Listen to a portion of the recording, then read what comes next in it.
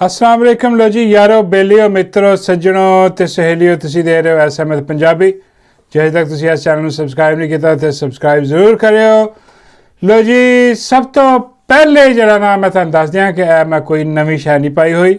हाँ सारियां चीज़ां पुरानियां ने जिहड़ियां तुहानू नज़र आ रही ये अपना कोई कोट शोट कोई नहीं है, चादर हैगी है पाकिस्तानी प्रॉपर चादर जिहड़ी वो मैं लई हुई है। हाँ ठंड बहुत है आज, हाँ जी इस करके होर कोई मसला नहीं, एवं मुबारक ना देनी शुरू कर दें कि लो जी कोई नवी शै ले ली, कोई नहीं सब पुराना ही है काम। अच्छा जी लो जी अज जड़ा अडियाला दे बाहर आवाम निकली है इमरान अहमद खान नियाजी दियां भैणां दे नाल ते उन्होंने दस्सिया कि बई यह जड़ा खौफ दा बुत तुसीं खड़ा कीता सी हर असी जड़ा ना वो पाश कर रहे हैं और हर मंगल वाले दिन निकलते हैं लोग और जिन्ना भी खौफ का एक समा बनाया होया इनू पाश करके रख देंगे ने। तो अज फिर भैणों की मुलाकात नहीं होने दी गई। इमरान अहमद खान नियाजी की आखिरी मुलाकात उन्होंने भैन नाल जिहड़ी हुई सी डॉक्टर उज़मा साहिबा नाल वो हुई 27 दिन हो गए। 27 दिन हो गए खान का कुछ पता नहीं, कोई पैगाम ना अंदर जा रहा है ना बाहर आ रहा है, कोई समझ नहीं आ रही। तो यह बेशरम लोग जिहड़े ने ये आके जरा ना ये दसते हैं कि जी वो खान अंदर बड़ा जी वो खा पी रहा है बड़ा जी वो मसला ही कोई नहीं है जी ठीक ठाक। वो भाई सानू की पता जब तक खान दियां भैणां अंदर जाके मुलाकात ना करन उन्नी देर तक कोई नहीं पता। यकीन करो कि इस बेशर्मी ते सारी कौम नूं निकल आना चाहिए सी। कौम तो फिर भी हौसला करके निकल आई है, लेकिन जेडे बेगैरत बेशरम जेडे ने खान दे नां तो वोट लैके जिते ने वो बेगैरत बेशरम जेडे ना वो नहीं नज़र आ रहे उत्थे। हाँ वो कुछ आए ने उत्थे वो बेशरम नहीं गए। हाँ जेडे नहीं है उन्होंने कह रहे हैं वो बेशरम बेगैरत जेडे ने वो सारे ने उत्थे मौजूद होना चाहिए सी, उत्थे आना चाहिए सीगा। लेकिन ये बेगैरत बेशरम लोग जेडे ने ये जेडे ना करनल को डर के जेडा ना करनल दे हुक्म दे मुताबिक चलते हैं तो जेड़ा नहीं आया वो करनल दा बंदा और एक वो बेगैरत बेशरम आदमी जेड़ा वो बैरिस्टर गोहर वो आके कह रहा कि असी जी जनाब देखो असी अपना मुज़ाकरात की भीख मांग रहे हैं। यार जी वह कौन लोग ने यार कित्थों आ गया है बेगैरत बेशरम आदमी। यदा इन्ना कैलीबर ही नहीं सी जिन्नी इन्हें इज्जत मिली। हुण तो चलो खेत स्वाद तो मिट्टी हो गई शुरू के जी मिली। वो सलमान अकरम रैल साहब वो कहते वो कोई नहीं असी मिन्नतां मुद्दे नहीं कर रहे, कोई मुज़ाकरात नहीं जब तक कि खान नाल रसाई नहीं होंदी मुलाकात नहीं होंदी कोई मुज़ाकरात नहीं, कोई खान अगला अल्लाह अमल देगा। हाँ वो बैरिस्टर एवं मुँह चुक के आइंदा बेगैरत बेशरम आदमी बकवासियात करके निकल जाता।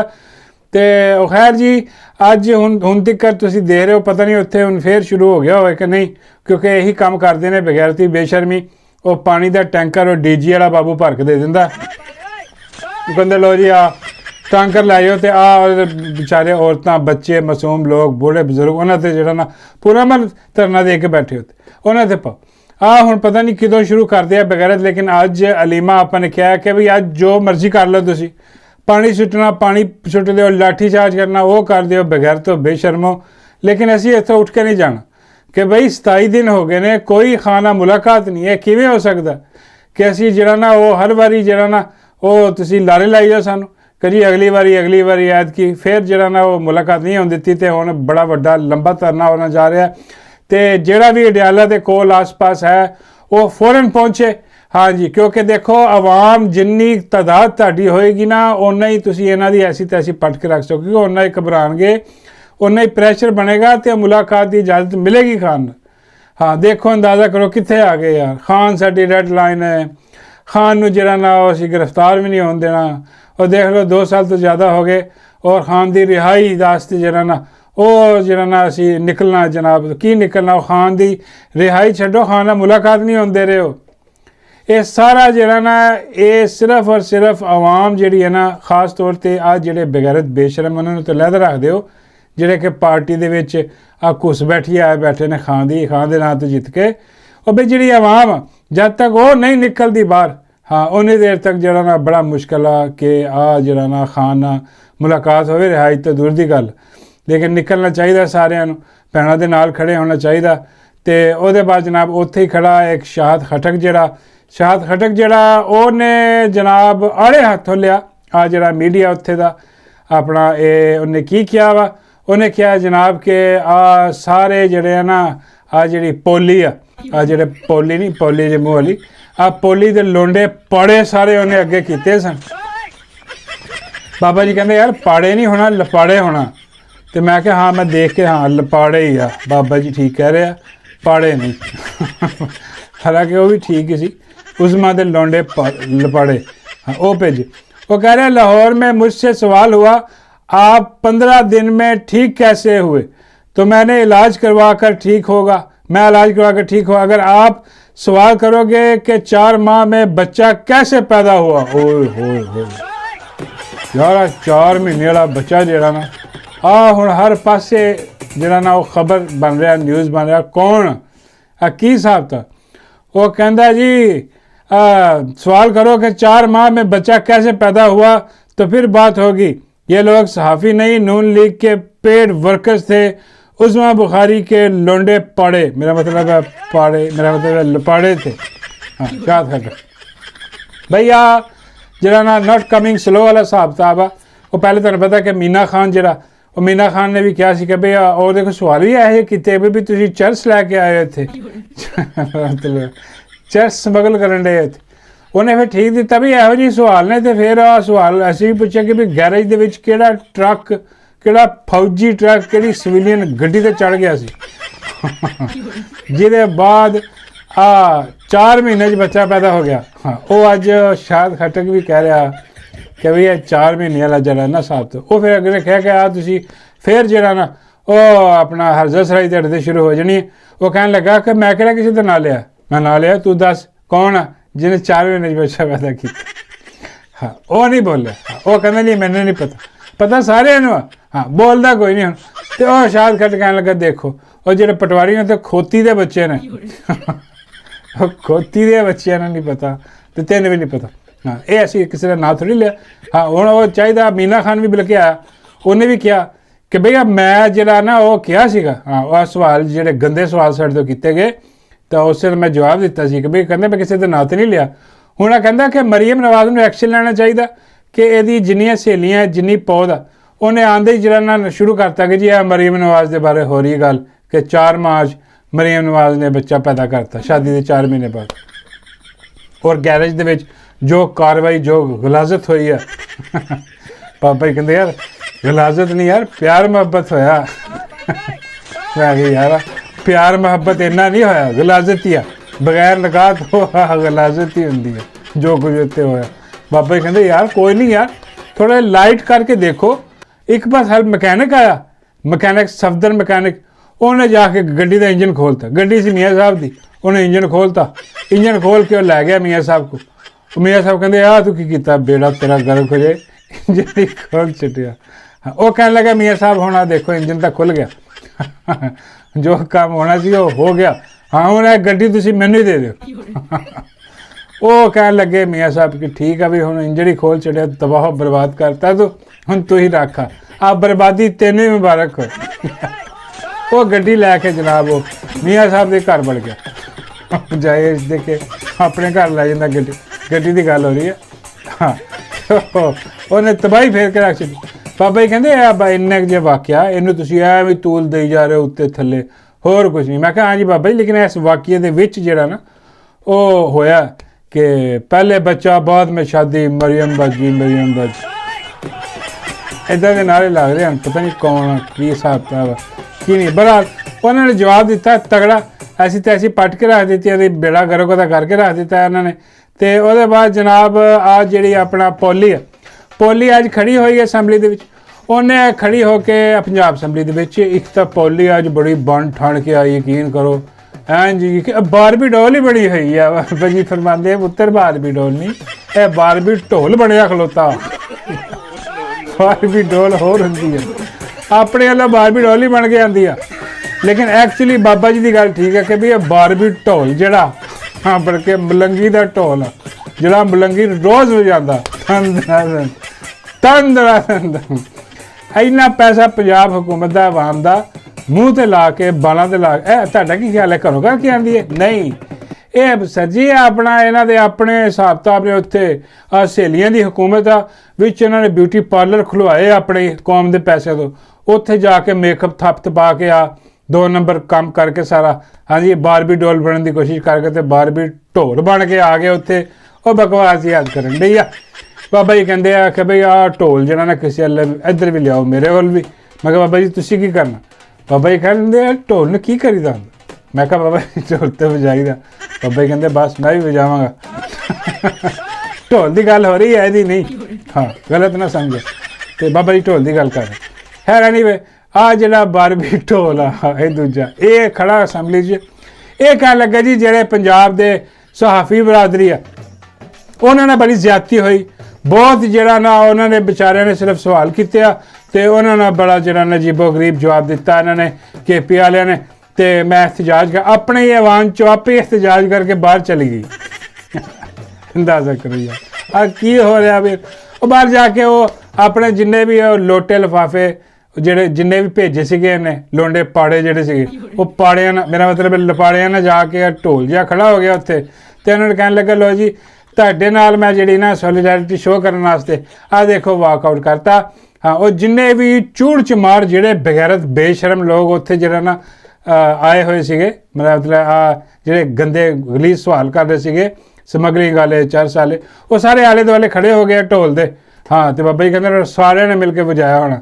ਮੈਂ ਕਿਹਾ ਨਹੀਂ, ਢੋਲ ਨਹੀਂ ਵਜਾਇਆ ਉਹਨਾਂ ਨੇ। ਹਾਂ, ਉਹਨਾਂ ਨੇ ਤਾਰੀਫਾਂ ਕੀਤੀਆਂ ਔਰ ਇਹਨੇ ਆਪਣੀ ਤਾਰੀਫ ਆਪ ਕਰਵਾਈ ਆਪਣਾ ਪੋਲੀ ਨੇ ਕਿ ਦੇਖੋ ਜੀ ਮੈਂ ਕਿਸ ਤਰ੍ਹਾਂ ਜਿਹੜਾ ਨਾ ਤੁਹਾਡੇ ਵਾਸਤੇ ਆਈ ਹਾਂ।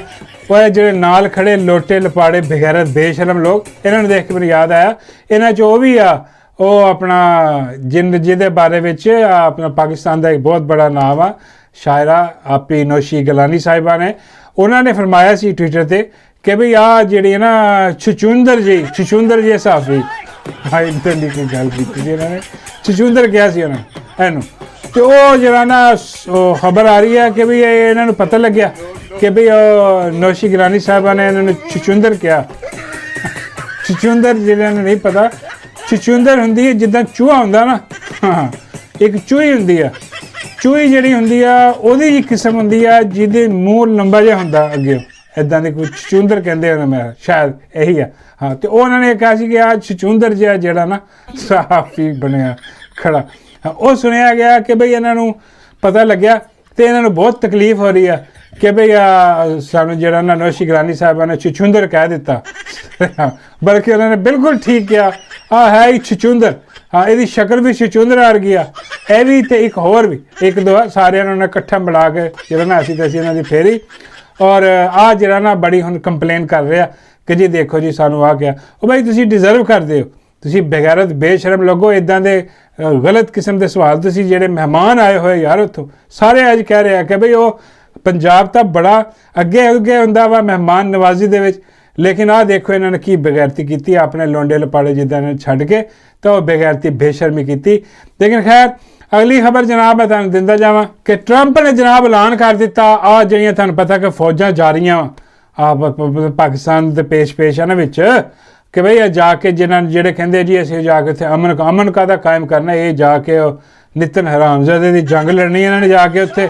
ਉਹ ਟਰੰਪ ਨੇ ਐਲਾਨ ਕੀਤਾ। ਉਹ ਜਿਹੜੇ ਕਹਿੰਦੇ ਸੀ ਜੀ ਅਸੀਂ ਪੀਸ ਕੀਪਿੰਗ ਜੀ, ਹਾਂਜੀ ਸਾਡਾ ਅਸੀਂ ਕਿਸੇ ਕੋਲ ਹਥਿਆਰ ਸੀ ਉਹਨੇ ਲੈਣੇ, ਅਸੀਂ ਕਿਸੇ ਨਾਲ ਜੰਗ ਨਹੀਂ, ਅਸੀਂ ਤਾਂ ਸਿਰਫ ਪੀਸ ਕੀਪਿੰਗ ਵਾਸਤੇ।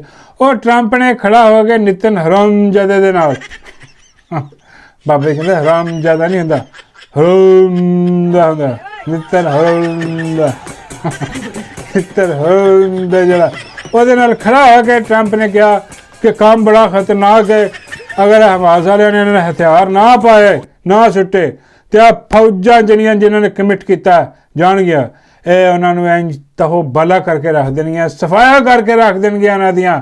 ਹਾਂ, ਇਹਦਾ ਮਤਲਬ ਹੈ ਕੋਈ ਲੜਨ ਵਾਸਤੇ ਭੇਜਿਆ ਜਾ ਰਿਹਾ ਆ ਵੀ ਆਪਣਾ ਜਿਹੜੇ ਫੌਜੀ ਜਵਾਨ ਜਿਹੜੇ ਜਾਣਗੇ ਉੱਥੇ, ਹਾਂ ਇਹ ਹੁਣ ਆਪਣੀ ਜ਼ਿੰਮੇਵਾਰੀ 'ਤੇ ਜਾਣ। ਹਾਂ, ਇਹ ਦੇਖ ਲਓ ਕਿ ਉਹ ਮੁਜਾਹਿਦ ਇਸਲਾਮ ਆ ਅੱਗੇ ਜਿਨ੍ਹਾਂ ਕੋਲ ਤੁਸੀਂ ਜਾ ਕੇ ਲੜਨਾ ਵਾ। ਅਤੇ ਆਹ ਜਿਹੜੀ ਤੁਹਾਡੀ ਉਹ ਗਜ਼ਵਾ ਵਾਲੀ ਜਿਹੜਾ ਹਿਸਾਬ ਕਿਤਾਬ ਸੀ ਨਾ ਉਹ ਸਾਰਾ ਇੱਥੇ ਝੰਡੀ ਹੋ ਫਾਰਗ ਕਰਵਾਤਾ ਇਹਨਾਂ ਨੇ।